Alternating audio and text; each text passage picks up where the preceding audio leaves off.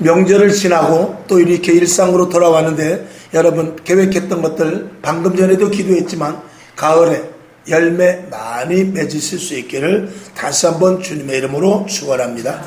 기도 제목들을 1월 달에는 기도 제목들을 다 가지고 또 소원하는 것들이 있고 또 받은 말씀도 있는데 이게 몇 달이 지나면 다 잊어버립니다. 그리고 그냥 예전과 같이 똑같이 그냥 주일 되면 예배 나오고 또 시간 되면 기도하고 성경 보고 일상에 얽매여 있는 경우가 많습니다. 다시 한번 여러분들 심기일전에서 그리스도인으로서 어떻게 살아야 될 것과 다짐했던 것들을 놓치지 않기를 바랍니다. 우리가 기도할 때는 언제든지 다짐하는 게 있어요. 기도할 때는 이래야 되겠다. 내가 이러면 안 되겠다. 또 예배 드릴 때 말씀을 드릴 때 이렇게 해야지. 이렇게 해야지. 우리가 다짐하는 게 있거든요. 근데 저 문만 열고 나가면 희한하게 다 잊어버립니다. 그리고 기도하고 그 자리에서 일어나기만 하면 언제 그랬느냐는 듯이 세상에 나가서 세상 사람들과 똑같이 되죠. 이게 모두 우리의 모습입니다. 그래서 사도 바울은 우리들에게 말하죠. 항상 기뻐하고 쉬지 말고 기도하고 범사에 감사할 것을 분명하게 이야기하고 있습니다. 그러니까 언제든지 항상 늘 계속해서 지속적으로 이게 그리스도인에게 필요한 것이죠. 자동차를 끌고 가는데 탱크에서 연료가 지속적으로 올라가야 그래야 차가 서울에서 부산을 가든지 목포를 가든지 계속해서 가지. 올라가다 기름이 올라가다 멈추고 올라가다 또 멈추고 기분 좋으면 잘 올라가다 또 멈추고 그러면은 차가 울컥거려서 갈 수가 없습니다. 오늘 우리의 신앙도 마찬가지입니다. 내 신앙이 울컥거리면서 가는 자동차와 같은가 아니면 계속해서 전진하여 잘 나가고 있는가 점검하는 축복의 가을이 될 수 있기를 주님의 이름으로 부탁을 드립니다. 아멘. 성경을 한번 보죠. 고린도후서 6장 2절을 봅시다. 자, 우리 다 같이 볼까요? 고린도후서 6장 2절 시작. 가라사대 내가 은혜 베풀 때에 너를 듣고 구원의 날에 너를 도왔다 하셨으니 보라 지금은 은혜 받을 만한 때요 보라 지금은 구원의 날이로다. 아멘. 오늘 지금이 지나가면 못할 일이 많습니다. 오늘 지금이 지나가면은 하나님의 자녀로서의 가치를 떨어뜨리는 시간이 올 수도 있습니다. 오늘 지금 철저하게 앞으로 힘들고 어려운 미래가 올 때 이겨낼 수 있습니다. 오늘 나의 모습을 가만히 보았을 때 오늘 내가 다 된 것은 엊그제까지 어제까지 했던 것의 결과가 나지요. 그러면 앞으로 좋은 결과 지금 내가 왜 이렇지? 지금 내가 좀 더 좋아져야 되는데 그렇다면 지금부터 잘하면 앞으로 미래의 어느 시간에 내가 잘 돼 있을 것입니다. 하루아침에 능력받고 하루아침에 응답받고 하루아침에 좋은 꼴을 보는 것이 아니라 늘 기도하고 엎드리고 간구하고 예배드리고 하나님 앞에 늘 가까이 있을 때 어느 시점에 열매가 맺게 되는 것입니다. 가을에 열매를 잘 맺은 옆집의 과수원을 보면서 옆집의 곡식을 보면서 아니 저 집은 어떻게 했길래 저렇게 열매가 잘 맺어졌을까? 아니 저 집은 어떻게 저렇게 과일이 잘 자라났을까? 그것은 여름에 어떻게 했냐를 보면 됩니다. 배짱이와 같이 놓은 집과 개미와 같이 열심히 한 집은 가을에 가서 반드시 차이가 나게 되어 있습니다. 오늘 여러분이 드리는 이 한 시간의 기도, 예배, 그리고 밤마다 나와서 기도하는 것, 새벽마다 나와서 예배 드리는 것, 또 그리고 일상 가운데서 그리스도인으로서 어떻게 하면 살려고 몸부림치는 이 모든 것들이 결국은 열매로 맺어지게 될 것입니다. 하나님은 반드시 심은 대로 거두게 하십니다. 시간을 놓치지 마시기 바랍니다. 때를 놓치지 마시기를 주님의 이름으로 부탁을 드립니다. 여러분이 쇼트나 이런 그 유튜브 같은 데서 혹은 책에서도 그런 글이 있어요. 많이 본 아주 오래된 예화인데 어떤 여인이 벤치에 앉아가지고 편의점에서 우유하고 과자를 샀어요. 그래가지고 벤치에 앉아서 먹으려고 그러는데 옆에 남자가 와서 앉습니다. 옆에 남자가 와서 앉았는데 가만히 보니까 과자를 먹고 있는데 보니까 내 과자야. 그래서 왜 남이 과자를 먹지? 이러면서 내가 과자를 하나 딱 먹으니까 옆에 남자도 그 과자를 먹어. 바로 화를 낼까 하다가 그래 뭐 하나 먹어라. 그리고 나서 또 내가 과자를 하나 먹었어. 그랬더니 또 하나를 먹어. 그 또 먹고 결국 맨 나중에 하나가 남았는데 그 남자가 하나를 딱 집더니 반을 딱 쪼개가지고 나를 주고 자기를 먹는 거야. 얼마나 열이 받는데 아유 내가 참고 말지 그러면서 휙 떠나가지고 그 자리에서 일어나가지고 이제 전철을 타고 가다가 가방을 보니까 내 과자가 그 속에 있는 거야.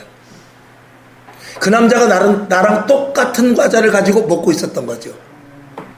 그러니까 사람은 이렇게 이제 그 여인은 그 남자를 만날 수도 없고 사과할 수도 없어. 끝나버렸어. 지나가면 끝이. 한 번의 착각이 잘못으로 말미암아서 한 번의 착각의 잘못으로 말미암아서 영원히 돌이키지 못하는 일이 있을 수 있는 그 예화인데 여러분 우리의 신앙도 마찬가지입니다. 시간은 지나가면 오지 않습니다. 기회는 또다시 온다고 하지만 일생에 3번 기회가 온다고 하지만 여러분이 3번의 기회를 다 놓쳤을 수도 있고 또다시 올 수도 있지만 어쨌거나 기회라는 것은 앞으로 기회라는 것은 이 뒤에 대머리를 달린 뒤가 대머리 된 사람과 똑같아요. 그래서 올 때는 붙잡을 수가 있는데 갈 때는 붙잡을 수가 없대요. 미끄러워서. 그렇게 말하는 사람이 있어요. 뭐 세상에서 그렇게 말하고 있습니다. 내게서 떠나버리는 것 잡을 수 없는 4가지.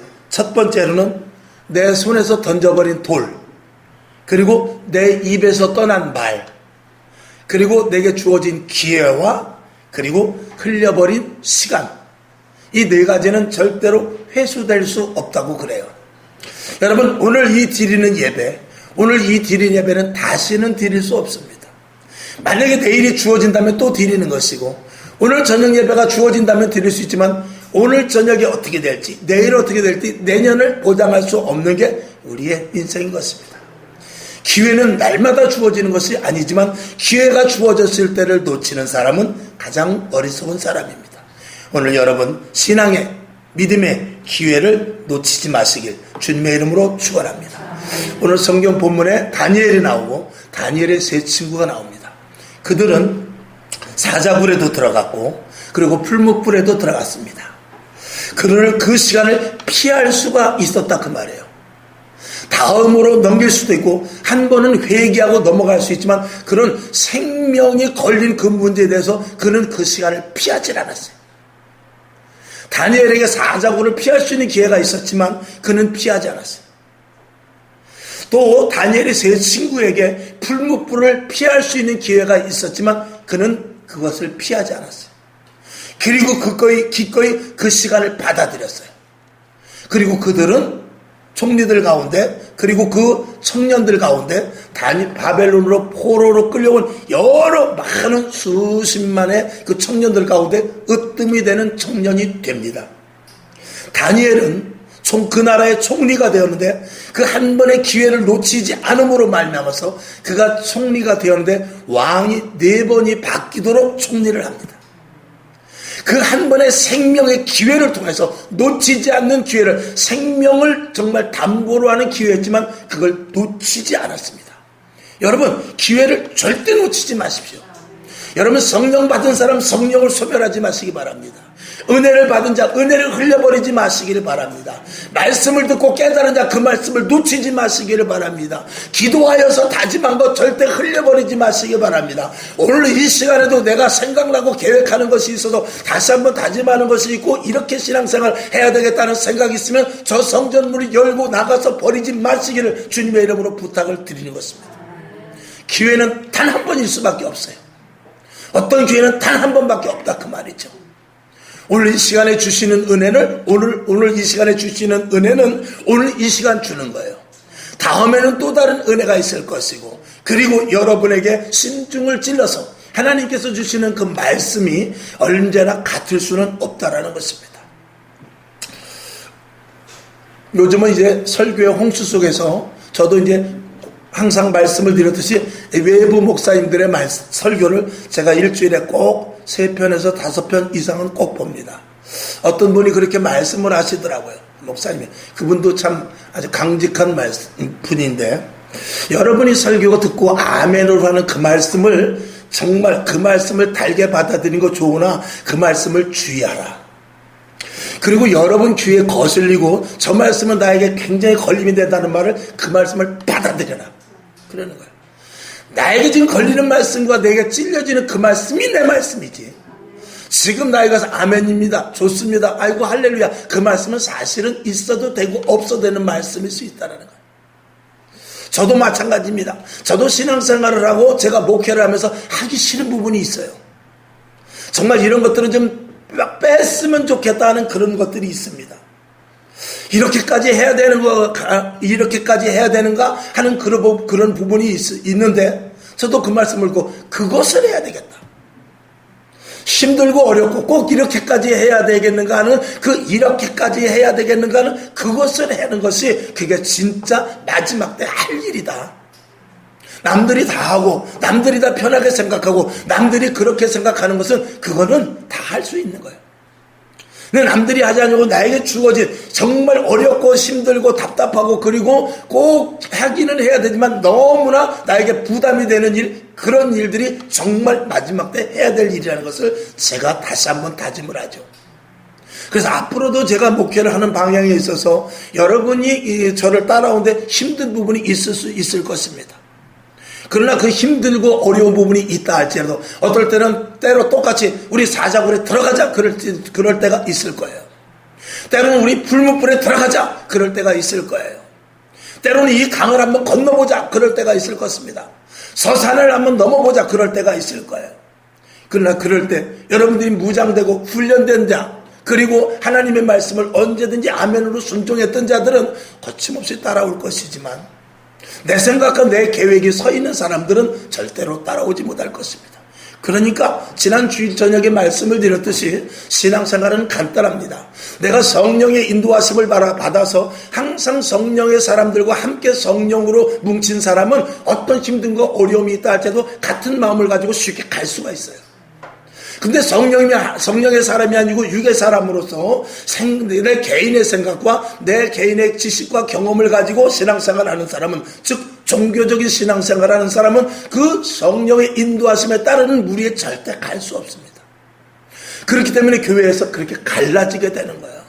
우리 목사님은 너무 힘들다. 우리 구역장님은 너무 어렵다. 우리 여전도 회장님은 내가 따라가기가 어렵다. 그게 왜냐하면 코드가 맞지 않아서 그런데 그 코드는 뭐냐? 성령의 코드인 것입니다.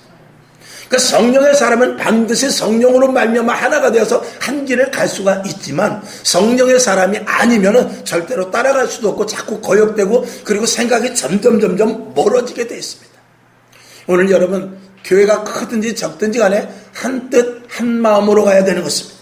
오늘 여러분 한 성령을 받은 자로서 한 마음과 한 뜻을 가지고 우리 교회가 앞으로 부흥될 수 있을 것이다. 아멘. 우리 교회가 분명하게 하나가 될 것이다. 우리 교회가 든든해지고 우리 교회가 이 주위의 어떤 교회보다도 견고하게 서며 그리고 이 교회가 하나님이 가장 기뻐하시는 교회다라는 그런 확신찬 믿음을 가지고 신앙생활에 매진할 수 있기를 주님의 이름으로 축원합니다. 아멘. 그래서 이왕에 우리가 교회를 신앙생활을 그리고 예수를 믿는 것 철저하고 분명하게 해서 하나님 보시기에 인정받는 신앙생활을 해야지. 해도 그만 안 해도 그만, 먹어도 그만 안 먹어도 그만, 심어도 그만 말아도 그만, 이런 것들은 우리가 있을 수 없다라는 것을 저와 여러분이 분명히 가슴속에 심을 수 있기를 주님의 이름으로 축원합니다. 성경을 한번 보자. 다니엘서 3장 17절을 보겠습니다. 자, 시작. 만일 그럴 것이면 왕이여, 우리가 섬기는 우리 하나님이 우리를 극렬히 타는 풀무 가운데서 능히 건져내시겠고 왕의 손에서도 건져내시리라. 아멘. 이 다니엘의 세 친구가 금신상에게 전하라 라고 했을 때 우리는 못합니다. 못하면 너는 풀무불에 들어간다. 그랬을 때 풀무불에 들어간다 할지라도 우리는 금신상에게 전하지 못하겠습니다 하는 그런 결단을 내리는 것이죠. 성경을 한번 더 봅니다. 다니엘서 6장 13절 시작. 그들이 왕 앞에서 대답하여 가르되 왕이여, 사로잡혀온 유다 자손 중에 그 다니엘이 왕과 왕의 어인이 찍힌 금령을 돌아보지 아니하고 하루 3번씩 기도하나이다. 어느 날 느부갓네살 왕에게 이 신하들이 다니엘이 잘 되는 것을 보고 어떻게 했든지 그를 처단하고자 다니엘을 처단하고자 30일 동안은 아무 신에게도 절하지 말고, 너희들이 각자 신이 있다 할지라도 그 신에게 절하지 말고 오직 느부갓네살 왕 금신상에게만 절해라. 그런 금령을 내려서 모든 민족들이, 모든 사람들이 다 이 느부갓네살 그 금신상 앞에 30일 동안 절하기로 했어요. 그때 이 다니엘이 그것을 거역하고 늘 하던 대로 하루에 3번씩 예루살렘 쪽을 바라보면서 기도했던 장면입니다. 그리고 그는 어떻게 해요? 사자굴에 이끌려가게 됩니다. 그는 30일만 딱 참으면 되는 거예요. 30일만 참으면 아무 일 없이 자기의 총리에 자기가 가진 그 직분을 그대로 감당할 수 있는 자리에 있지만, 그는 그 30일이 문제가 아니라 하나님과의 관계 속에서 오늘 내가 하나님과의 관계를 정립하리라, 그대로 바른 관계를 가지고 가리라 하는 그 믿음을 가지고 30일을 기다리지 못하고 매일 가서 기도하고, 그리고 결국은 그는 사자굴에 끌려가는 신세가 되죠. 여러분이 아시다시피 사자의 입을 봉해서 다니엘에게 놀라운 일이 일어나 그 왕조차도 깜짝 놀라는 일이 일어나게 되죠. 여러분, 신앙은 믿음의 결단을 통해서 하나님이 일하게 하시는 것입니다. 그러니까 분명한 결단은 하나님이 분명하게 일하시게 하지만, 희미한 신앙은 하나님 역시도 우리를 통해서 일하시고자 하지 않습니다. 여러분이 하인을 써도, 일꾼을 써도 분명한 사람에게 분명한 심부름을 시킵니다. 100원짜리 심부름을 시킬 사람이 있고, 1000원짜리 심부름을 시킬 사람이 있고, 10억 원짜리 심부름을 시킬 사람이 있습니다. 그 사람이 과장이 됐든 차장이 됐든 자식을 키워도 마찬가지입니다. 큰아들이라고 100억짜리 심부름을 시키고 막내라고 1000원짜리 심부름을 시키는 것이 아니라, 막내라 할지라도 똘똘하고 분명하게 책임감이 있는 그에게 100억짜리 심부름을, 10억짜리 100억짜리 심부름을 시키는 것이고, 장남이라도 희미하면은 1000원짜리 심부름밖에 못 시키는 거예요. 그저 옛말로 말하면 야 가서 막걸리나 한 대 받아와, 이런 심부름이나 시키는 것이죠. 그러나 10억짜리 100억짜리 심부름은 그 가운데서 10형제가 있다 할지라도 첫째 둘째 셋째가 아니라 가장 일 잘하는 자식에게 시킬 수밖에 없는 것이죠. 하나님 앞에도 마찬가지입니다. 우리의 신앙의 경력과 우리의 신앙의 직분의 그 어떤 차별과, 그리고 예수를 믿은 그 오래된 그런 것들이 문제가 아니라, 하나님이 저와 여러분을 사용하시고 하나님이 저와 여러분에게 직분을 맡기고 하나님이 여러분에게 복 주실 그 그릇은 다를 수밖에 없는 것입니다. 이삭과 같은 믿음이 있는 자들에게는 100배의 복을 줄 것이요, 요셉과 같이 순결한 자에게는 총리의 직을 줄 것이며, 다니엘과 같이 민첩한 이들에게는 하나님의 계시를 알려줄 것이고, 사도 바울과 같이 생명을 거는 자에는 로마에까지 가서 복음을 전하게 할 것이며, 베드로와 같이 결단력 있는 자에게는 십자가를 거꾸로 지는 듯한 그런 확실한 사도로서의 가치를 보여줄 것입니다. 우리가 이왕의 신앙생활을 하려면 가치 있고, 그리고 분명성을 갖는 신앙생활을 가져야지, 희미하게 이것도 아니고 저것도 아니고, 마귀가 볼 때 저놈이 예수 믿는 놈인가 아닌가, 하나님이 볼 때 쟤 우리 식구야 맞아? 만약에 그렇다면 이건 상당히 곤란한 것 아니겠습니까? 여러분, 분명성을 띄울 수 있기를 주님의 이름으로 축원합니다. 마태복음 16장 25절을 봅시다. 자, 시작. 누구든지 제 목숨을 구원고자 하면 잃을 것이요, 누구든지 나를 위하여 제 목숨을 잃으면 찾으리라. 성경은 역설적으로 말하고 있습니다. 죽고자 하는 자는 살 것이요, 살고자 하는 자는 오히려 제 목숨을 잃을 수도 있다는 것입니다. 성경은 주라라는 것입니다. 주는 자가 받게 된다는 것입니다. 성경은 그렇게 말해요. 오리를 가고자 하는데 심리까지 가주라는 것입니다. 속옷을 달라는 자에게, 겉옷을 달라는 자에게 속옷까지 주라는 거예요. 매우 역설적이죠. 그러나 하나님은 그런 자를 보고 계시고, 분명성과 확실성과 그리고 그가 하는 그 결단에 대해서 하나님은 거기에 대응을 하시는 것이죠.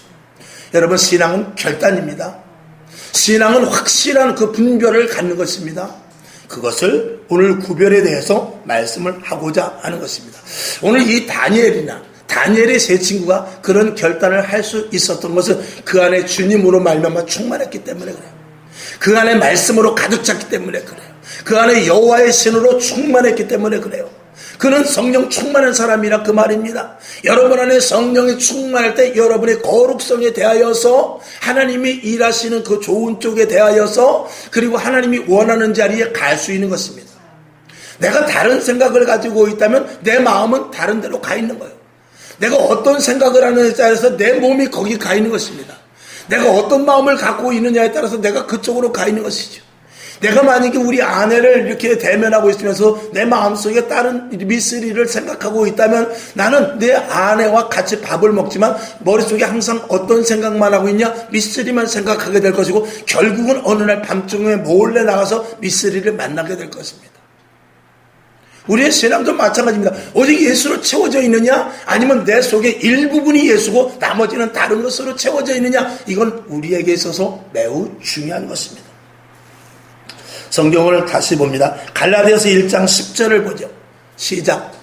이제 내가 사람들에게 좋게 하랴, 하나님께 좋게 하랴, 사람들에게 기쁨을 구하랴.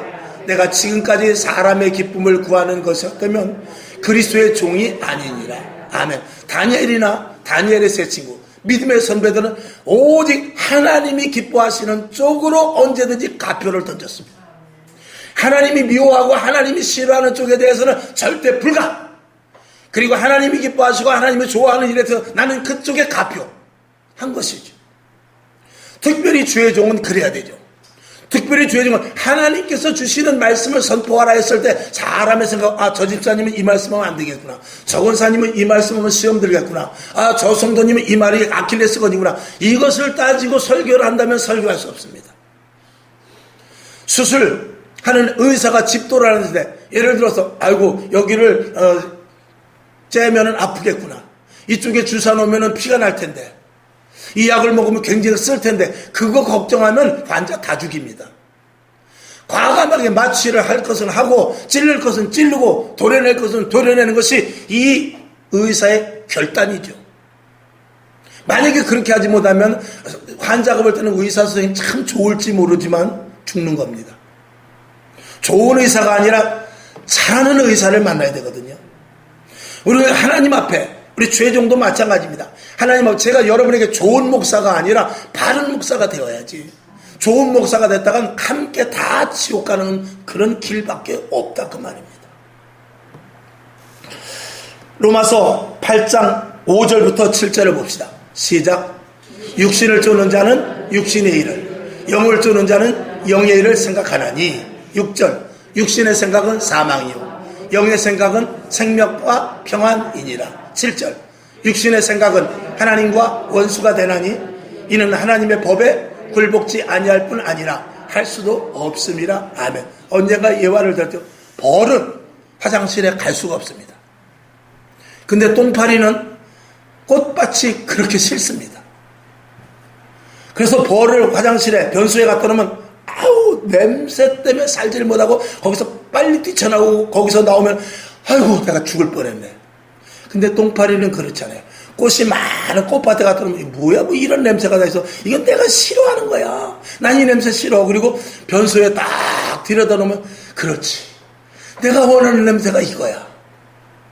여러분 우리 애 안에 내가 어느 쪽으로 향하냐, 내가 냄새 따라가는 거요. 영적인 냄새 따라가는 거요. 그리스도의 향기를 맡은 자들은 오늘 이곳에 올 것이며, 그리스도의 향기를 좋아하는 사람은 성경을 펼 것이며, 그리스도의 향기를 좋아하는 사람은 두 손을 모고 기도할 것이며, 그리스도의 향기를 좋아하는 사람은 내 입술을 통하여 찬양이 나올 것이지만, 그리스도의 향기를 짜는 사람은 내 입술을 통하여 감사가 나오겠지만, 그리스도가 아니라 세상을 향하는 사람들은 찬송과 기도와 말씀과 감사가 아니라 세상의 눈에 보이죠. 아이고 저게 좋겠다, 이게 맛있겠다, 저쪽이 좋네, 아이고 거기 가고 싶어, 이렇게 되는 것입니다. 이거는 어쩔 수 없는 거예요. 그 속에 내가 무엇이 들었느냐에 따라서 이것입니다. 여러분 우리가 예수를 믿게 되면 주님께서 우리 안에 주 예수 그리스도의 성령을 넣어주신다고 그랬어요. 그 영은 예수 그리스도의 영입니다. 그래서 마치 그릇 속에 질그릇과 같은 우리 속에 무엇을 담기는 것과 마찬가지로 하나님께서 우리를 만드셨을 때 그릇으로 만들었다고 했어요. 그릇은 반드시 무엇을 담기 위하여 만든 것입니다. 여러분 여기 통이 하나인데 여기에다가 보석을 넣게 되면 보석함이 되는 거예요. 여기다 쓰레기를 넣으면 쓰레기통이 되는 거예요. 똑같은 그릇이지만 그 안에 무엇이 들었느냐에 따라서 보석함이 되기도 하고 쓰레기통이 되기도 하는 거예요. 우리들도 마찬가지. 내 안에 주님이 계시면 거룩한 하나님의 자녀요. 우리 안에 더럽고 추한 세상 것이 있으면 세상에 벌어질 종자가 되는 것입니다. 그러니까 내 안에 무엇으로 채워야 됩니까? 날마다 말씀으로 채우고 예수로 채우고 기도로 채우고 감사로 채우고 찬양으로 채워야만 내 안에 거룩한 하나님의 그릇이 완성되는 것입니다. 혹시 그릇이 조금 더러울 수 있어요. 그 그릇은 닦으면 되지만 그 안에 있는 내용물은 분명해야 된다고 말입니다. 겉은 깨끗해. 근데 그 안에 더러운 것이 있으면 그건 아무런 의미가 없는 것이죠. 마태복음 23장 27절을 봅시다. 시작. 화 있을진저 외식하는 서기관들과 바리새인들이여 해칠한 무덤 같으니 겉으로는 아름답게 보이나 그 안에는 어떻게 해요? 죽은 사람의 뼈와 모든 더러운 것이 가득하다 그랬어요. 뼈는 그 무덤은 이스라엘의 무덤은 회로 이렇게 칠하는데요. 그리고 회 칠하니까 너무나 깨끗하고 깔끔합니다. 만약에 우리나라로 말하면 거기다가 타일을 다 바르고 깨끗하게 하는 거예요. 그러니 얼마나 멀쩡해. 그러나 그 속은 어떻게 해요? 뼈가 다 썩어서 냄새가 나고 있는 것이죠. 오늘 이 다니엘을 비롯해서 다니엘의 세 친구 사드락과 메삭과 아벤노고 그는 이름을 바꿉니다. 그리고 다니엘 역시도 벨드사살이라고 이름을 바꿉니다. 이름을 바꾸지만 그가 이름을 바꾸었지만 그럼에도 불구하고 그 궁중에서 왕이 먹는 고기와 포도주는 먹지 않습니다. 여러분 외형이 중요한 게 아니라 무엇을 하느냐가 중요한 것이 아니라 그 안에 누구로 말미암아 하느냐가 중요한 거예요. 내가 겉으로 포장돼서 내가 내 속에 예수가 아닌 내 속에 더럽고 추한 것들이 있지만 이 더럽고 추한 것들이 얼마나 간교한지 이것을 통해서 야 헌신해 봉사해 착한 일에 고아원과 얼마든지 알 수 있어요. 하나님의 영도 마찬가지입니다. 헌신해야지 봉사해야지 그러나 본질이 다르다 그 말이에요. 똑같이 주님 앞에 나와 예배드리고 똑같이 주님 앞에 나와서 기도하는 것 같고 똑같이 주님 앞에 헌신하는 것 같지만 이 속에서부터 역사하시는 본질은 다를 수 있음을 알아야 돼요. 그것을 우리 신학적인 영어로는 양신 역사라고 말하는 겁니다. 여러분 이 시대에 얼마나 거룩하고 멋있는 목사님들 아주 정말 품격 있는 장로님들 그리고 괜찮은 안수집사들이 얼마나 많은지 모르지만 그 안에서 역사하는 영이 다를 수 있다는 것을 속지 말아야 됩니다.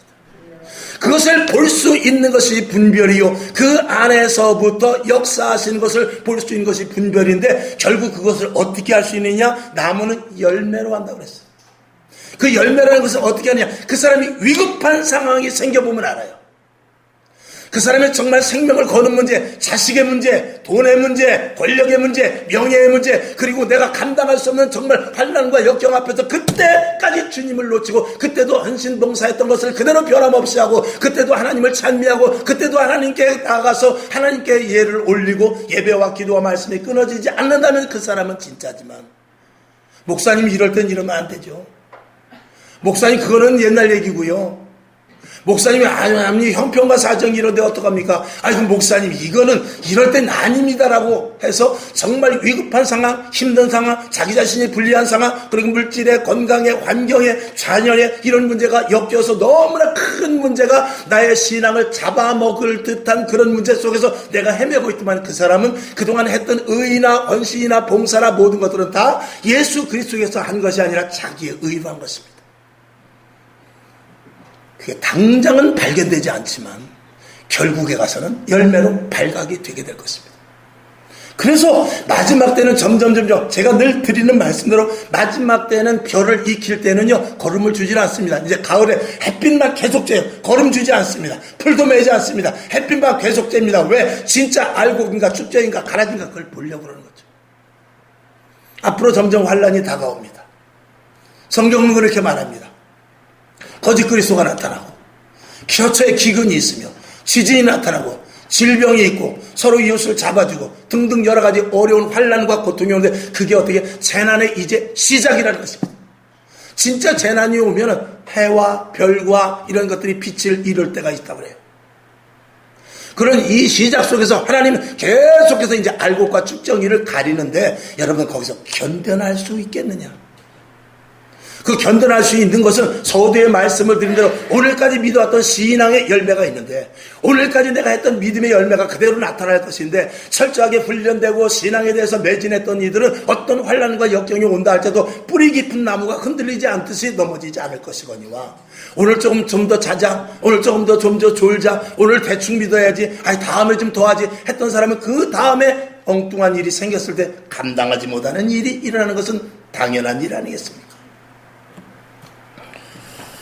디모데후서 3장 5절을 봅시다.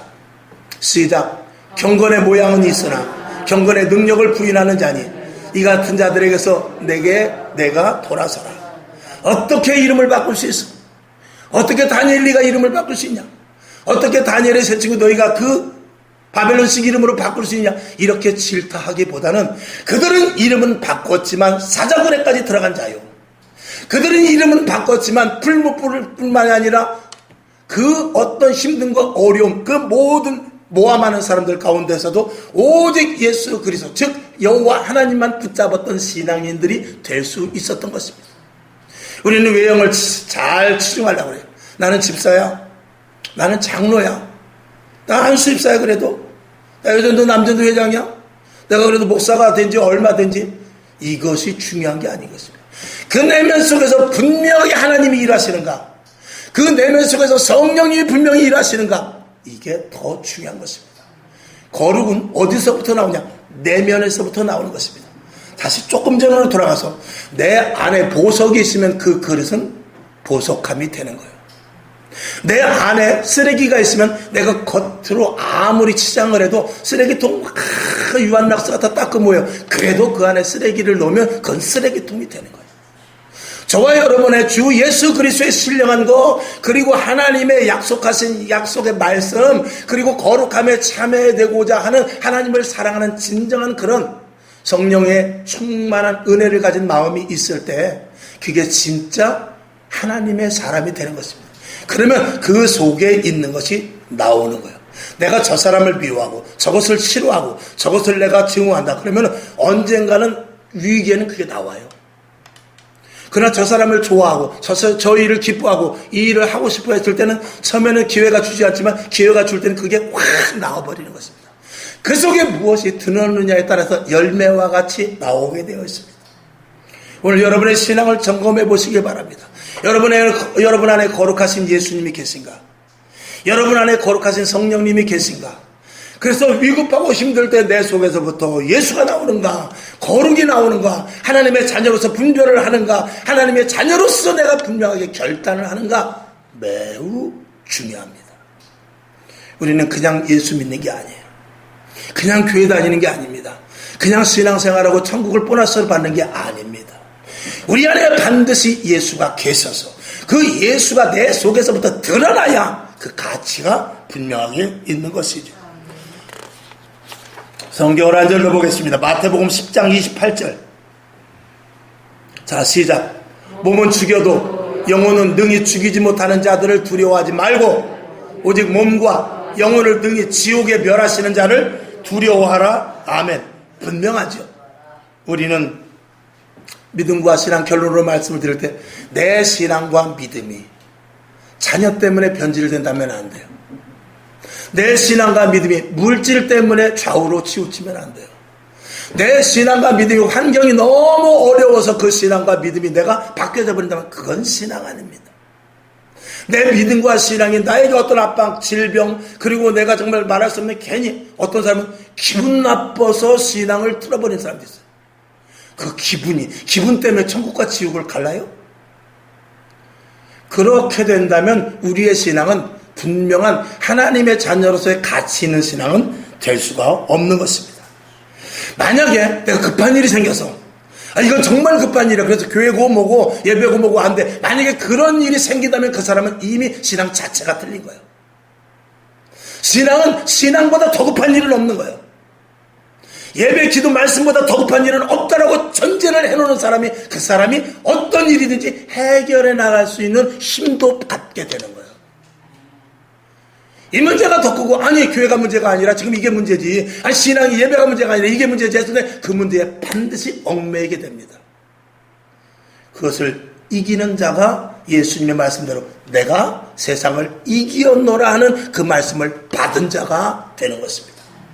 이것을 거룩한 하나님의 자녀다라고 말하는 것입니다. 오늘 이 말씀, 신앙의 본질은 무엇을 하고 안 하고의 문제가 아니라 내 안에서부터 누가 하느냐, 내 안에서부터 무엇으로 내가 하느냐, 그게 중요한 것입니다. 오늘 여러분의 믿음이 더욱더 철저해져서 주님, 내 안에 주님이 약한 것 같습니다. 내가 성령의 역사가 좀 적은 것 같습니다. 내 안에 주님이 계시긴 계시되 내 안에 나를 차지하고 있는 나의 영역이 더 많네요. 하나님, 나의 영역을 자꾸 밀어버리고 주님이 내 안에 더욱더 가득 차 주시옵소서. 그런 기도를 하면 좋을 줄로 믿습니다.